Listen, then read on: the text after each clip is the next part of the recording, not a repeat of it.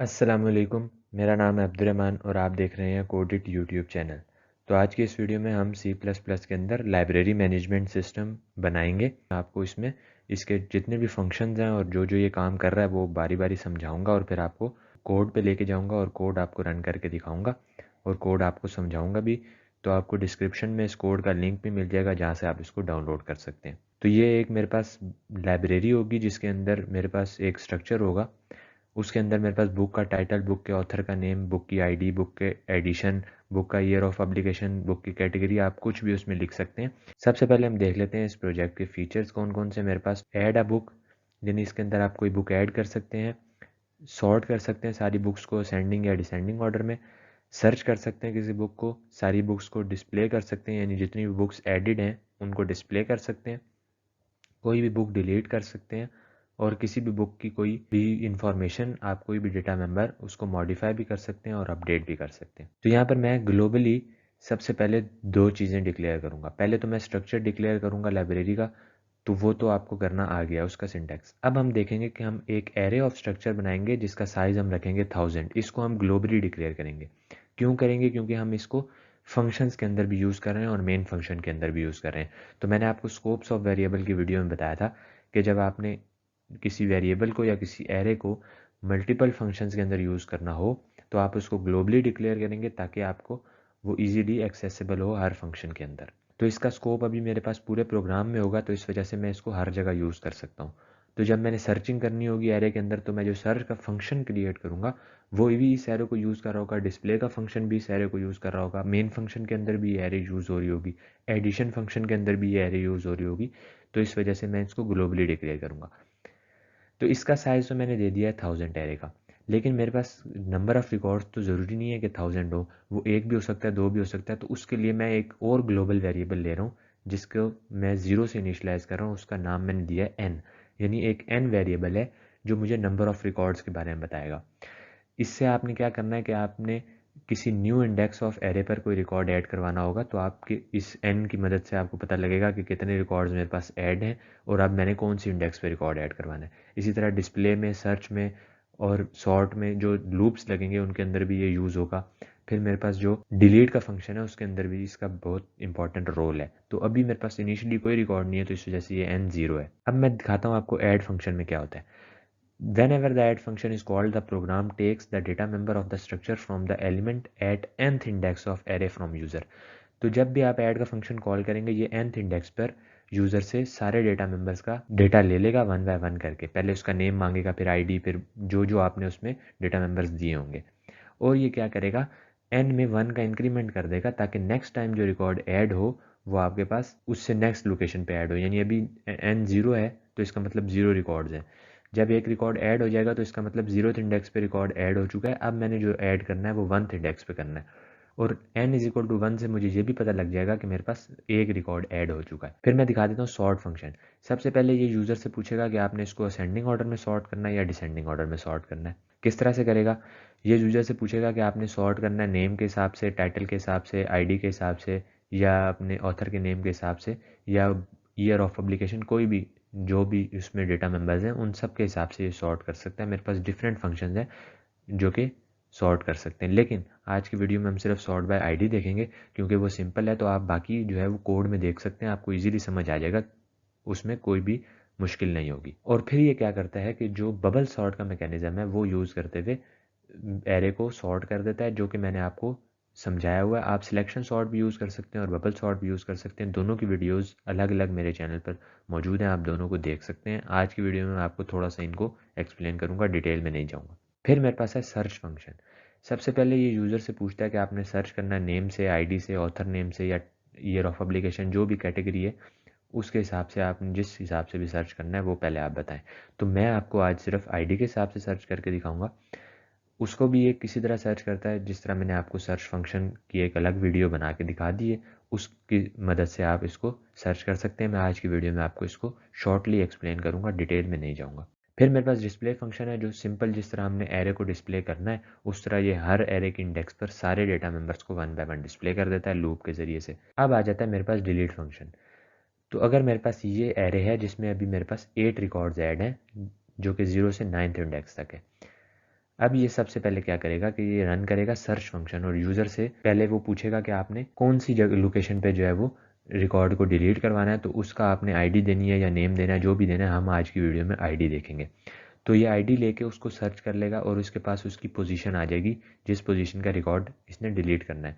तो आप सपोज़ करें कि आपने ये जो थर्ड इंडेक्स पे हमारे पास फोर्थ एलिमेंट और थर्ड इंडेक्स पे जो हमारे पास लोकेशन पे एलिमेंट स्टोर है, रिकॉर्ड स्टोर है, हमने वो डिलीट करना है। तो ये क्या करेगा, ये जो फोर्थ इंडेक्स पे मेरे पास डेटा पड़ा हुआ है, ये इसको कॉपी कर देगा थर्ड इंडेक्स में। अब मेरे पास जो थर्ड इंडेक्स वाला डेटा था वो डिलीट हो गया। उसके बाद ये फिफ्थ इंडेक्स वाला रिकॉर्ड इस पर शिफ्ट कर देगा और सिक्स वाला इस पर शिफ्ट कर देगा। इसी तरह चलता जाएगा और उसके बाद आखिर में जाके ये जब नाइन्थ वाला एट्थ पे मूव कर देगा, तो अब मेरे पास यहाँ पर 8 और 9 वाले जो रिकॉर्ड्स हैं ये दोनों सिमिलर हो गए हैं, और मुझे सिर्फ 8 तक रिकॉर्ड चाहिए, 8th इंडेक्स तक। 9th रिकॉर्ड मुझे नहीं चाहिए क्योंकि ये दोनों सिमिलर हैं। एक मैंने कम किया तो इस वजह से मेरे पास जगह ज़्यादा हो गई है, तो लास्ट वाला मैंने डिलीट करना है। तो उसके लिए मैं क्या करूँगा, मैं n में से 1 माइनस कर दूंगा। जिस तरह एडिशन फंक्शन में हमने n प्लस प्लस किया था, तो इसी तरह हम डिलीट फंक्शन में n माइनस माइनस कर देंगे। तो अभी इस स्टेप से पहले मेरे पास n होगा 9। तो जब ये स्टेप मैं करूँगा परफॉर्म n माइनस माइनस, तो n मेरे पास हो जाएगा 8। तो ये मेरे पास रिकॉर्ड जब डिस्प्ले फंक्शन में मैं जाऊँगा, तो मैंने चूंकि n तक जाना है तो इस वजह से ये रिकॉर्ड मेरे पास डिस्प्ले होगा ही नहीं। तो समझिए कि आप ये डिलीट हो गया।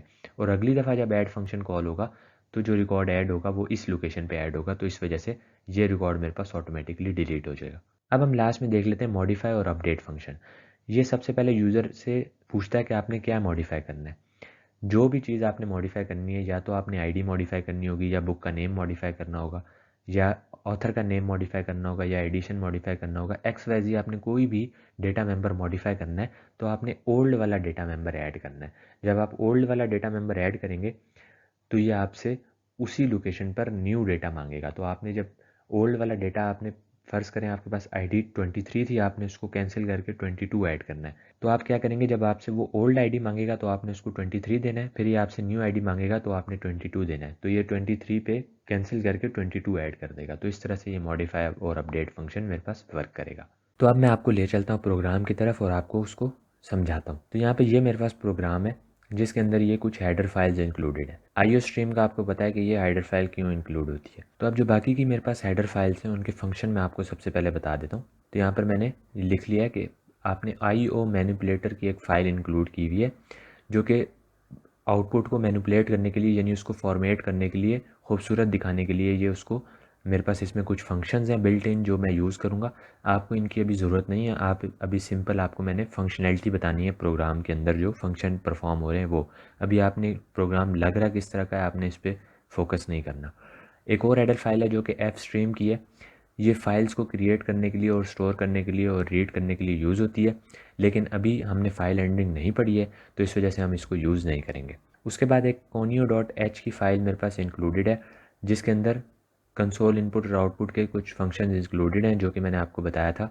और string.h के अंदर भी मेरे पास स्ट्रिंग्स यूज़ हुई हैं इसके अंदर, तो इस वजह से वो मैं यूज़ करूँगा। conio.h के अंदर वो get s और put s वाले फंक्शन हैं मेरे पास जो कि मैं यूज़ कर रहा हूँ इस फंक्शन के अंदर। और मैंने आपको बताया था कि स्ट्रक्चर्स के अंदर आपने सारी जो इनपुट्स हैं वो स्ट्रिंग में लेनी है और उसके बाद उनको कन्वर्ट करना है इंटीजर और उनकी रिस्पेक्टिव डेटा टाइप्स के अंदर। और यहाँ पर इसीलिए मैंने CSTDLIB इसकी जो हेडर फाइल है वो इंक्लूड की है। आप इसकी जगह stdlib.h भी इंक्लूड कर सकते हैं, जो कि मैंने इंक्लूड की थी अपने स्ट्रक्चर वाले प्रोग्राम के अंदर। और हेडर फाइल ऑफ windows.h इसको इंक्लूड किया है कर्सर पोजीशन को कंट्रोल करने के लिए, जिसकी अभी आपको ज़रूरत बिल्कुल भी नहीं है, तो इस वजह से आप इसके ऊपर ध्यान नहीं देंगे। अब हम आ जाते हैं यहाँ पर फंक्शन प्रोटोटाइप्स के अंदर। जो गो टू एक्स वाई का फंक्शन है ये क्या करता है, ये एक बिल्ड मैंने फंक्शन बना लिया है, इसको आपको डिटेल में जाने की ज़रूरत नहीं है। आप सिर्फ ये समझें कि ये मेरे पास एक ग्राफ समझ लें जनरेट करता है। तो मैं प्रोग्राम रन करता हूँ, आपको दिखाता हूँ फिर। तो यहाँ देखें मेरे पास ये कर्सर यहाँ पे मौजूद है। तो अगर आप सिंपल इनपुट आउटपुट लेंगे तो उसके अंदर ये कर्सर यहाँ पर ब्लिंक नहीं कर सकता, या तो ये इन ब्रैकेट्स के बाद ब्लिंक करेगा या इनसे पहले ब्लिंक करेगा। तो इसको यहाँ पर ब्लिंक करवाने के लिए ये गो टू एक्स वाई का फंक्शन है। ये क्या करता है, ये जिस तरह ग्राफ आपके पास होता है तो आप समझ लें कि ये एक्स एक्सिस है मेरे पास और ये वाई एक्सिस है। तो यहाँ पर जो मैं इसको गो टू एक्स की वैल्यू दूंगा, मतलब पहला जो पैरामीटर इसको पास करूँगा ये उस लोकेशन पे आ जाएगा, और वाई की जो वैल्यू दूंगा वो उस लोकेशन पे आ जाएगा। y की वैल्यूज़ ऊपर से स्टार्ट होंगी और x की वैल्यूज़ यहाँ से स्टार्ट होंगी। तो windows.h की फ़ाइल मैंने इसीलिए इंक्लूड की है, तो अभी आप इसको इग्नोर कर सकते हैं। फिर मेरे पास डिस्प्ले का फंक्शन है, ऐड का फंक्शन है, सर्च, सॉर्ट, डिलीट, मॉडिफाई, ये search by name, search by ID. तो इनके अभी आपको डिटेल में जाने की ज़रूरत नहीं है, मैं आपको सिर्फ मेन फंक्शंस बताऊंगा। हम सिर्फ सर्च बाय आईडी का फंक्शन देखेंगे, हम सिर्फ sort in ascending order by ID का फंक्शन देखेंगे, जो ये वाला फंक्शन है। तो इनकी मैं आपको डिटेल अभी बताता हूँ। इसी तरह डिलीट बाय आईडी का फंक्शन हम देखेंगे और मॉडिफाई बाय आईडी का फंक्शन हम देखेंगे। बाकी भी इसी तरह होंगे, उनके अंदर स्ट्रिंग्स हैं और उनको उनके रिस्पेक्टिव फंक्शंस के साथ आपने string compare, string copy, string cat, ये सारे फंक्शन मैं आपको पढ़ा चुका हूँ। उनके हिसाब से आप इनको यूज़ कर सकते हैं और इसके अंदर भी वही यूज़ हुए हैं, ये कोड आपको मिल जाएगा, तो आप इसमें भी देख सकते हैं। अब हम आ जाते हैं अपने स्ट्रक्चर के ऊपर, जिसका नाम है बुक। इसके अंदर एक इंटीजर टाइप की बुक आईडी है, एक बुक नेम है, एक ऑथर नेम है, कैटेगरी है, बुक पब्लिकेशन कंपनी है, बुक पब्लिकेशन मंथ है और बुक पब्लिकेशन ईयर है। ये सारे मेंबर्स हैं, आप इनको कम ज़्यादा अपने हिसाब से कर सकते हैं। फिर मेरे पास एक बुक्स के नाम की एरे ऑफ स्ट्रक्चर है, जिसका साइज़ मैंने 1000 लिया हुआ है और ये क्यों लिया ये मैं आपको एक्सप्लेन कर चुका हूँ। और एक n वेरिएबल लिया है जिसको 0 से इनिशलाइज करवाया और इसकी फंक्शनैलिटी में भी आपको समझा चुका हूँ। मेन फंक्शन के अंदर आता हूँ, तो सबसे पहले मैं एक ये मेन मेन्यू डिस्प्ले कर रहा हूँ। ये सेट विथ के जो फंक्शंस हैं ये IO मैनिपुलेटर के अंदर इंक्लूडेड हैं। ये क्या करेगा कि इसको जितनी मैं स्पेसिस दूंगा ये स्टार्ट से उतनी स्पेसिस दे देगा। तो आपने देखा कि मेरे पास प्रोग्राम ये जो है बिल्कुल यहाँ से स्टार्ट नहीं हो रहा, थोड़ा सा स्पेस छोड़ के स्टार्ट हो रहा है, तो इस वजह से इनको मैंने यूज़ किया हुआ है। उसके बाद ये यूज़र को कहता है अगर आपने ऐड करना है रिकॉर्ड तो A प्रेस करें, सॉर्ट के लिए O, सर्च के लिए S, डिस्प्ले के लिए D, डिलीट के लिए T, अपडेट के लिए M और क्विट के लिए Q। तो यहाँ पर मैं स्विच स्टेटमेंट लगाई हुई है जो कि मैं आपको बता चुका हूँ। तो अगर A होगा तो ऐड फंक्शन, D होगा तो डिस्प्ले, इसी तरह सबके रिस्पेक्टिव फंक्शन ये कॉल कर देगा। अब मैं आ जाता हूँ डिस्प्ले फंक्शन के अंदर। तो सिस्टम CLS, ये जो मैंने कमांड यूज़ की हुई है यहाँ पे, ये जो फंक्शन यूज़ किया हुआ है, ये क्या करता है कि स्क्रीन को क्लियर कर देता है।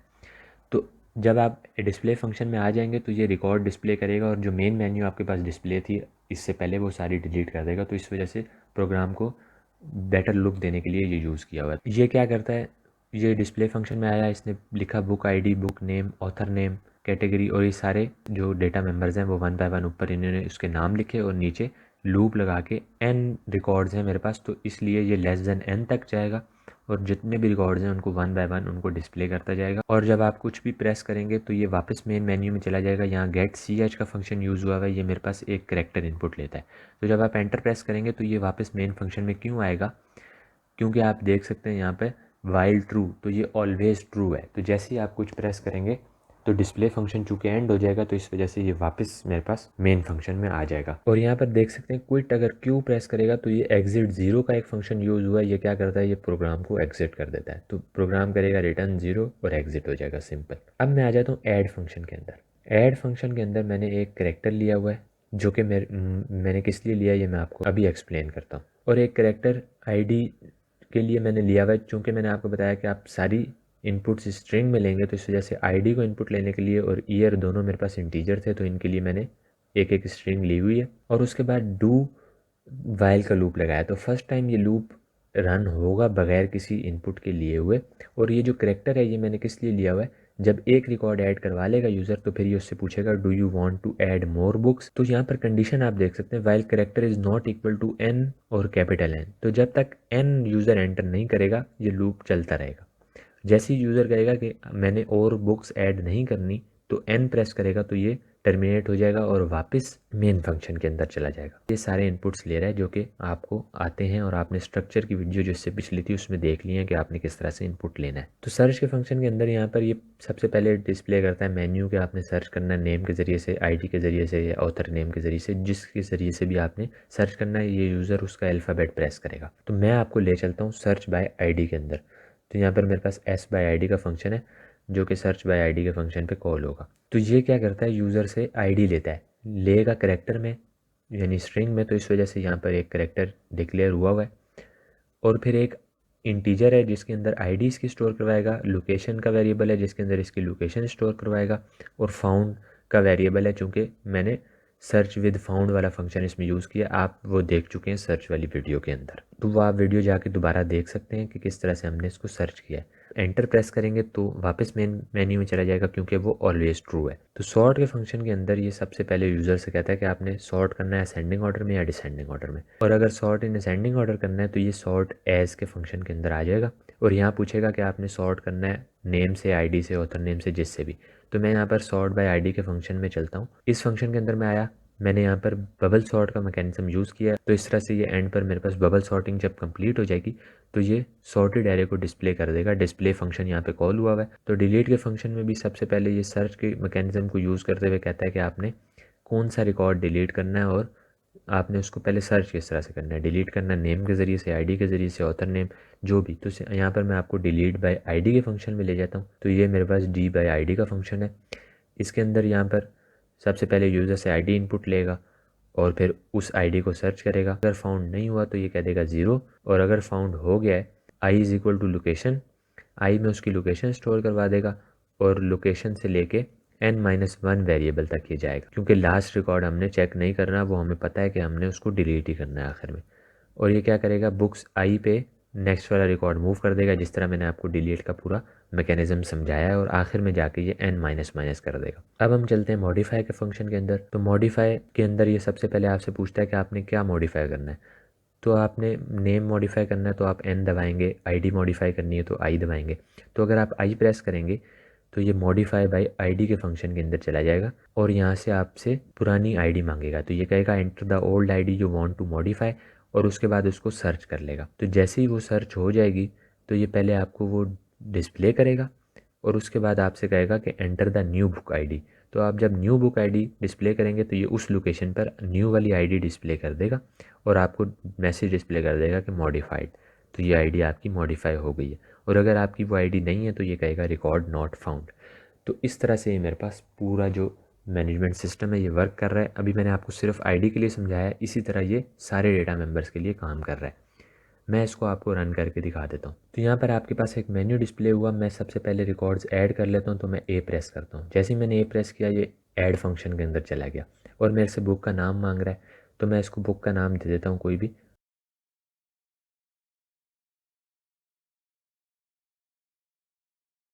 तो यहाँ पर मैंने एक रिकॉर्ड ऐड किया। अब ये मुझसे पूछ रहा है do you want to add more books, तो मैं एक दो और बुक्स ऐड कर लेता हूँ और उसके बाद आपको दिखाता हूँ।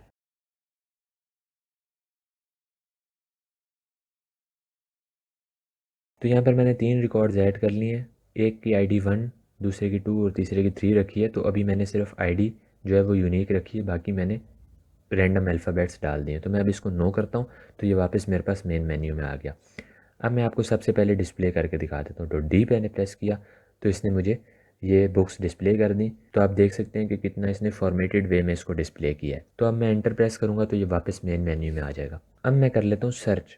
सर्च मैंने एस पे क्लिक किया तो ये कहता है सर्च बाय नेम आईडी, तो मैं आईडी के लिए आई दबाता हूँ। तो अब ये कह रहा है enter the ID of book you want to search. मैं 3 प्रेस करता हूँ और एंटर प्रेस करता हूँ, तो इसने मुझे रिकॉर्ड फाउंड डिस्प्ले कर दिया और book ID 3, book name this और सारा उसका रिकॉर्ड डिस्प्ले कर दिया। मैं वापस आता हूँ सर्च पे, गलत आईडी देता हूँ, मैं 5 प्रेस करता हूँ तो ये कहता है रिकॉर्ड नॉट फाउंड। अब मैं आ जाता हूँ सॉर्ट पे, ओ प्रेस करता हूँ, सॉर्ट इन असेंडिंग ऑर्डर करता हूँ, सॉर्ट बाय आईडी करता हूँ। तो इसने मुझे सबको सॉर्ट बाय आईडी कर दिया 1 2 3। तो ये मेरे पास पहले ही सॉर्टेड थे क्योंकि मैंने पहले 1 2 और फिर 3 ऐड किया था। तो हम इनको डिसेंडिंग ऑर्डर में सॉर्ट करके देखते हैं। तो मैं कहता हूँ ओ और डी और उसके बाद आई। तो इसने 3 2 1 कर दिया। तो यानी जो सबसे मैक्सिमम आईडी थी वो टॉप पे चली गई, फिर उसके बाद जो है वो मिनिमम आईडीज़ आती गई। अब मैं करता हूँ कोई रिकॉर्ड डिलीट, तो मैं टी दबाता हूँ और फिर उसके बाद डिलीट बाय आईडी के लिए आई दबा प्रेस करता हूँ। तो ये मुझे कह रहा है enter the ID of book you want to delete. मैं थर्ड नंबर पे जो मेरे पास बुक है वो डिलीट कर देता हूँ और इसने डिलीट कर दी है उसको। अब मैं एंटर प्रेस करके दोबारा डिस्प्ले करूँगा तो मेरे पास 3 आईडी वाली जो बुक थी वो डिलीट हो गई है। अब मैं मॉडिफाई कर लेता हूँ, तो एम प्रेस करता हूँ और मॉडिफाई बाय आईडी करता हूँ और नंबर 2 पे जो मेरे पास बुक थी उसकी आईडी में चेंज करता हूँ। एंटर न्यू बुक आईडी कह रहा है, मैं कहता हूँ 4। तो इसने कहा कि मॉडिफाइड। अब मैं जाता हूँ डिस्प्ले करता हूँ तो मेरे पास जो 2 आईडी वाली बुक थी वो 4 हो चुकी है। और अब मैं एंटर करता हूँ तो ये मेरे पास सारे फंक्शंस मैंने आपको रन करके दिखा दिए हैं। अब मैं इसको क्विट करता हूँ। मैंने क्यू प्रेस किया तो इसने process exerted after 235.4 seconds with return value 0। तो ये रिटर्न कर दिया 0 और फंक्शन को एंड कर दिया। अब मैं एंटर प्रेस करता हूँ तो ये बंद हो गया। तो इस तरह से मेरे पास ये लाइब्रेरी मैनेजमेंट सिस्टम वर्क कर रहा है। तो मिलते हैं आपसे किसी नेक्स्ट वीडियो में, तब तक के लिए अल्लाह हाफिज़।